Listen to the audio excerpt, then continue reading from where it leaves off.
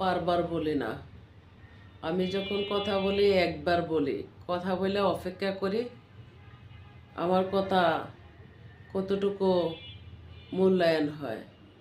আর যদিও দেখে মূল্যায়ন হয় না, তাহলে আর আমি কথা বলি না, আমার দরকার মনে করি না। আর পিছিয়ে যেটা জায়গা সেটা নিয়ে আমি ভাবি না, সামনে কি হয় সেটা নিয়ে ভাবি। যেমন আমি 26-এর আশায় আছি, যে আমার জন্যে আমি 26-এর আশা কেন, যেমন সব কিছুরই তো এখন ধরেন ম্যাথ মোতাবেকই তো হয়।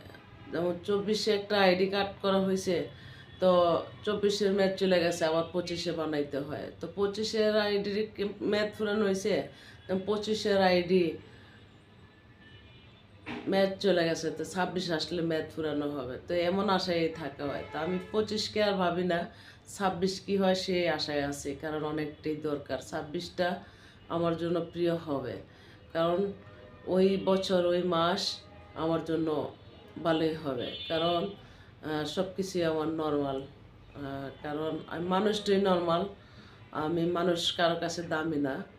তো যারা দামি তাদের কাছে আমার কোনো তাদের দাম দিয়ে আমার কোনো আসে যায় না, তাদের কুটিপতি আমার কোনো আসে যায় না, তাদের কুটিপতি আমার কোনো আইব যাইব না, তাদের কুটিপতি আমি আরও অপমান হইতে হবে, এমনকি লজ্জিত হইতে হবে, এমনকি মানে ভাবতে ভাবতে আর হাড়ের রোগী হইতে হবে। তো কিছু কিছু কুটিপতি আছে না, আমার কোনো আসে যায় না। আর কিছু কিছু কুটিপতি আমার দরকারও মনে করি না, আমার কোনো কাজে আসবে না।